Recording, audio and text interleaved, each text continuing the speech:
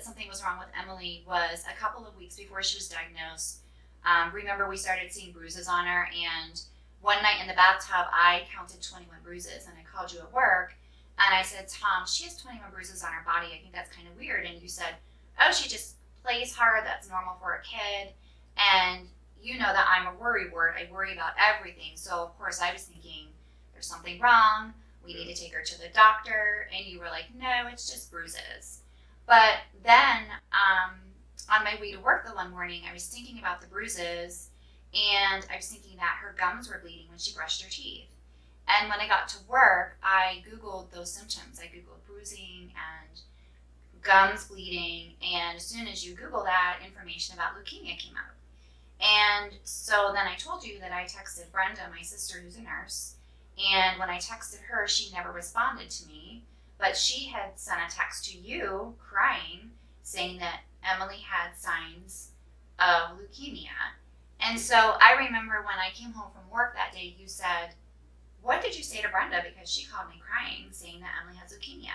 And I said, well, I told her that she had the bruises. I just told her, what we were seeing. And then I remember that we were standing out on the porch watching Emily. She was riding around on this little four-wheeler. She had Dora the Explorer four-wheeler. And we said, she can't possibly have leukemia.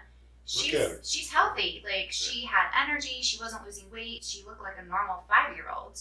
And we decided, though, that night that we would take her to the pediatrician the next morning, certain that she would think that I was just one of those crazy moms who takes her daughter to the doctor for every little thing. Yeah, I felt like then we were kind of in denial that something really could be wrong, and I knew that Dr. Sherry Sorter-Thompson in the past had told us, she's healthy. She had just had her physical a couple of weeks earlier. Yeah, she did. Got a great checkup, so I felt like she was going to kind of school us to stop worrying so much about Emily. But, when Brenda first reached out to me and she was upset, is inside I started to feel like there was a possibility that something was wrong, but I wanted to stay positive and, and keep hope and, just try to say this isn't going to happen to our family. And then that night, she woke up that night saying that her knees hurt. Yeah. And I remember from reading about leukemia on the internet that day that was another sign of leukemia, was bone pain. And so I realized I got that feeling that in my chest, like something is wrong, something isn't right. And so the next morning when my mom babysat Emily, we went to the pediatrician, and when we took her in the exam room, the pediatrician, she just looked at Emily because it was like from one day to the next, Emily looked healthy, and then that morning she looked sick. Yeah, she had dark circles under her eyes, and when I woke up that morning, I had to be at work. But when she said that there's something wrong with my legs, I had a really uneasy feeling until you called me. Yeah, and then I knew from the look on the pediatrician's face that something was wrong. And I saw her walk into her office and close the door. And then she came out and she said, you need to go to the ER for blood work right away.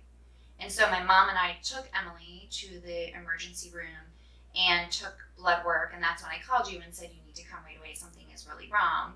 And then the doctor came in and sat down and just looked at me and said, it looks like leukemia.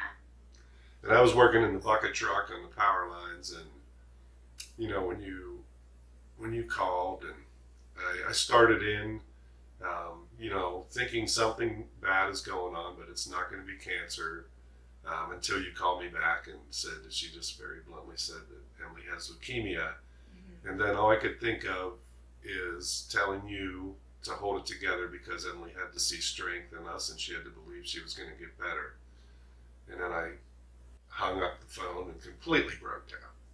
Yeah, it was really just, so many people want us to explain what that was like, and you can't explain it in words, what you feel. It was completely devastating for us and scary, and just wondering what was going to happen with Emily because we didn't want to see her suffer.